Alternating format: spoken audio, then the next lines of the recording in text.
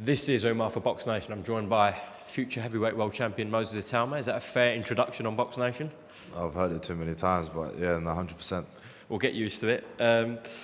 Moses, just seen some of the highlights. You did a bit of filming with TNT there, and I was looking at your highlights. And when you watch yourself back, when I was watching you, it's not just the hand speed, but you mentioned it up there as well. It's the accuracy that makes it devastating. Do you believe you have the quickest and most accurate hands in a division? I definitely could be up there. I feel Andy Ruiz got pretty quick hands as well, to be honest. But yeah, I feel like I'm slowly maturing into the fight I want to become, and only a matter of time.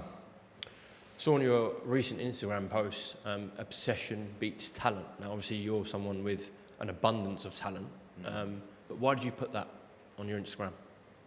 I don't know, it sounds good, doesn't it? I didn't really have a quote to say, so I was just like, let me just dash that in there. It's a casual thing that boxing people say, and I feel like I am obsessed with this game, and I do have an abundance of talent, so I feel like when you got the two, I feel like it's a very dangerous mix. Absolutely. Where does that obsession come from? That's a good question. I can answer it. Really? Is it seeing your brother box, or? No, I just am. It's just one of these things, like, if you love pizza, I want to tell you, like, why do you love pizza? You just like it, innit? Do you know what I mean? So I feel like with this boxing, I couldn't give you an answer. It's just something I'm obsessed with. I'm obsessed with getting better every day. Is boxing the most important thing to you in life? No, I wouldn't say so. Obviously, you got your health, you got your family. Obviously, that things must have come first, but it definitely is up there. It is up there with the importances. What's like downtime look like for Moses Itauma? You got your family life, you got your friends, you got your boxing. What's the downtime? I get asked this question a lot. I don't really have a downtime. Like I feel like there's always something that could be done, and I feel like you just got to rest when like your career's all said and done. At the minute, I feel like I've got a very short window, and I just want to maximise everything that I can out of this boxing game while I got this short window. So I don't really rest. I feel like I'll rest when I'm done. Well, I heard you say it's better to be an overtrainer than an undertrainer, but Same as it's better to be an overthinker than an underthinker. I feel like more. Although more can be sometimes worse, I feel like in this case you can never be too sure. you've got to calm things down a little bit, surely. Otherwise, you're going to burn yourself out now. Yeah, you could. But like I said, I'd rather overtrain and overthink rather than undertrain and underthink. What about in your spare time? You must get some spare time. You can't be training every hour of the day. Obviously, you've got your eating, your S&C, etc. I know you've got those aspects, but is it a bit of Netflix? Like, what do you actually do to switch off? Holidays, dates, bowling, cinema, just the usual. Dates, yeah? How many? How many a week? Don't know. I don't really. Well, when I'm in camp, it's a bit different, but yeah. Can you know me now? No, I can hear you. Just if it'd be better if you hold up a little. That's all good. What about faith? Is that something important in your life, in your boxing life? 100%. I wouldn't have nothing without God. So every day I've got to praise Him for what I got. I'm definitely in a blessed position. I feel like I was saying earlier, I feel like my life isn't real. Like my whole life has done a 360 in the last year. And I've definitely got to praise God for that, because obviously without Him, none of this would have been possible. And not only that, I've got to praise my family as well, because they definitely did help me push through that last year. It was a very tough year. I did have, obviously, started off my career, didn't go off to a best start, didn't even step foot in the ring, and obviously it was shit. So just got to keep moving on, to be honest. Are you someone that prays to God when you walk to the ring? 100%. 100%. It's the first thought I have when I get in the ring, and then as soon as I come out the ring, I'm like, thank you very much that I came out of that ring untouched, unscarred. And I feel like people do get caught up in boxing too much. I feel like as long as everybody goes home healthy, you've done a good job. You're very cool, calm, collected. We see that now when I'm interviewing you. You seem balanced and composed in the ring. Are you prepared, though, for what is going to come, and obviously the target that you set yourself with the Mike Tyson record, that's going to come quick. Are you prepared for that glory, that fame that's going to come?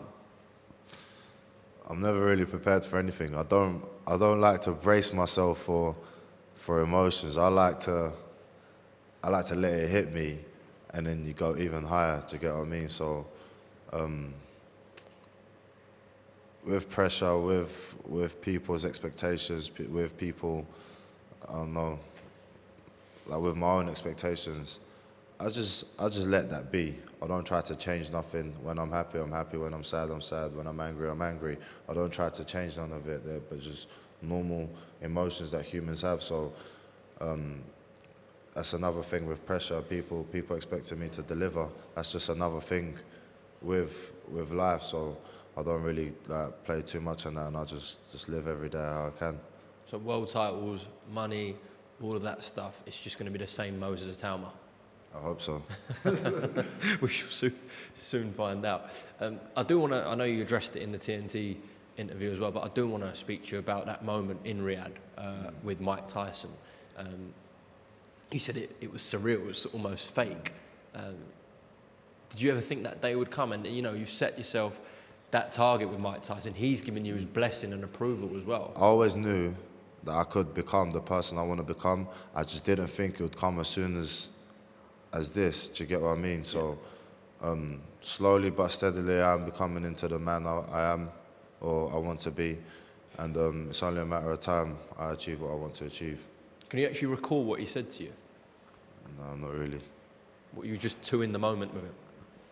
I was just he's just asked me about how many fights I got, and he was just saying that you can learn from every fight. And yeah, that's about it. Out of all the heavyweight legends, is he the one that you sort of admire and look up to the most? No, not really. Who is if it? I'll be honest, I was saying earlier that if you was to give me an hour to talk to Mike Tyson, or to talk to likes of, I don't know, Anthony Joshua or Tyson Fury, I'd choose them over the Mike Tyson, because I never really had any similarities in my career with Mike Tyson. Do you get what I mean? I will have more with Tyson Fury or Anthony Joshua, and that's what I mean. When I was out in Saudi Arabia training with Tyson Fury, I had a lot more.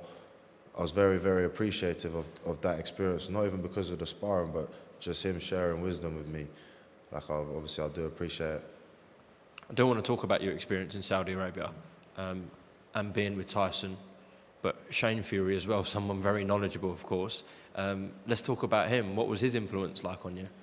Obviously, he's seen boxing from an outside perspective, and I feel like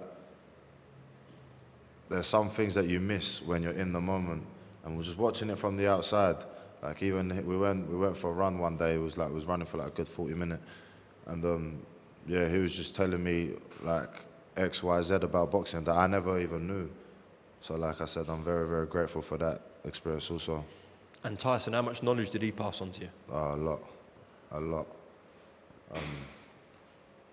There's some I can't say, but definitely. Can you tell me just one thing? Balance, getting a good balance. He said when you want something to happen, it most likely won't happen. He says you need to get a good balance of training and enjoying your life, because a normal job, when people work like a 9 to 5 from Monday to Friday, on the weekends they enjoy themselves. It's like with boxing, you can't just expect to box and not enjoy your life a little bit. And I feel like that's where I was going wrong, especially last year. Like, I'd fight on Saturday and I'd be back in the gym on Monday, and I didn't really take no time off. So I'm definitely cool it down a little bit, but I'm not getting complacent. So it's actually practical advice he's given you that 100%. solved something that was going not wrong in your career, 100%. but you could learn from. Yeah, you need a good balance in life. Is he different to what you thought he'd be? Yeah, I'm surprised how normal he is. He's like, all the millions he's made, and he's still trying to cop the cheapest things, and like he's like driving in a Volkswagen. I ain't saying there's nothing wrong with that, but if I had these millions, I'd be driving a Lambo. You know what I mean? Like, but yeah, I'm surprised at how normal he is, and he definitely's got time for everyone. He's very knowledgeable and everything. Also, whether it's like talking about the Bible, whether it's boxing, whether it's money, whether it's life, he's very knowledgeable. No, I remember having a conversation with him, and he was talking about bottled water, and he buys like an Asda or Lidl's own brand bottled water rather than an Evian bottle. Or That's what I mean. Like why? But I guess that's what makes him unique. Or it makes him him. what about in the ring? Is there something that stuck out to you? I said this as well. Like when you're in the ring with a national level fighter, you're not in the ring with a national level fighter. When you're in the European, and you know you're in the European level fighter. When you're in the ring with a world class fighter, you know you're in the ring with a world class fighter. But with Tyson, like I've been in the ring with world class fighters. With Tyson, I felt like I was in there with a unique fighter. The man of his stature shouldn't be able to move the way he moves, and yet he still does. So I was definitely struck by it 100%. Tell your manager, Francis, off. Francis.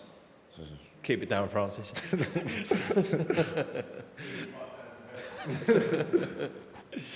How many rounds do you think you did with Tyson out in Saudi? Can you remember?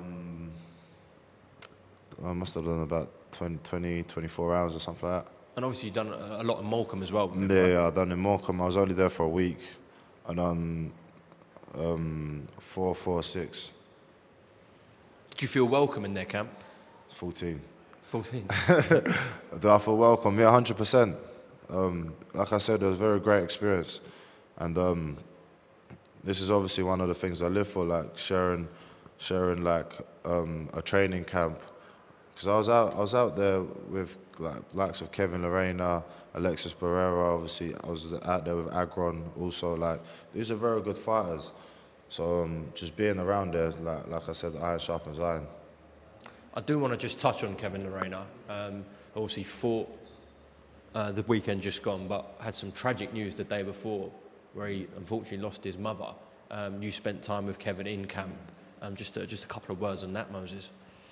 Bro, you got to take it. However that fight would have went, you just got to take your hat off to him for even stepping in the ring after that. I gave him a little message. He smashed it, really. Like if that was to happen to you, would you maybe have stepped in the ring? I don't think. Do you know what I mean? Like that was tough. And I was even thinking, I was actually watching the fight with my mum, and I was like, imagine if I had to go into a ring knowing like you died like the day before. Like I don't know how I would have coped with that, let alone fight with it and put on a. He had him hurt and wobbled a few times. I think it was round 2 and round 10, I believe. So he definitely done himself well, and he got to pat himself on the back. Are you doing this for your family as well, as much as you are for yourself? No, because I wouldn't say that's my sole motivation. I'd be lying if I said I was only to do it for my family, but I definitely don't do it just for myself. It is to create a better future for me and my family, but I wouldn't say that was my sole motivation, no. We're looking to go 8-0 on Friday, 22nd of March at your call. Do want a comment from yourself on what happened with the situation, to your knowledge, with Solomon Dakers and David Adelaide, because they were ordered to fight, and then you'd be guaranteed to face the winner of that for the English title. What were you told about that? But I have no idea. I ain't got a clue what's going on. Obviously, Solomon Dakers and David Adelaide obviously was meant to fight. I don't know if they are still fighting. Don't think so. I'm not too bothered of what's going on out of my control. Obviously, I wanted to fight for the English title. We have offered the fight off to Solomon a few times. He declined it, so I can't exactly do nothing. I'm not going to sit here and wait for him. I'm just going to go on to the bigger and better things. He turned down multiple offers, yeah. Solomon. So I can't exactly do nothing about that. I guess if I was to put myself in their shoes, would I fight me? Probably not. So I don't really blame them, but at the same time, like it's frustrating for me because I've struggled to get fights. Well, your manager Francis told me this off camera, that it's been a complete nightmare, really. No one wants to get in the ring with you. You're just too good. Lastly, Moses, want to touch upon your deal with Nike. Again, I was speaking to Francis about this, and yeah, you've done an exclusive deal with Nike, so that must be great for yourself. Just talk to me about that. Do you know what's mad? It makes it even better knowing that it's not forced. Like, obviously, I've been wearing Nike ever since I was a kid, and then get a sponsorship from them, it's been a blessing. And I actually thought about this the other day when I was on the England program. I got put forward for this like sports aid thing, and they actually sponsored me when I was 14, like only for like a year or whatnot, and then 3 years later I get like a proper sponsorship from them. So you can say I've manifested it. But yeah, I'm definitely blessed to have them on board. It's I feel like everywhere you go, people are wearing Nike, so just being part of that makes me even more blessed to work harder. It's good to hear. Moses Itauma for BoxNation, thank you very much. I'll speak to you after you go 8-0, all right? Thank you very much.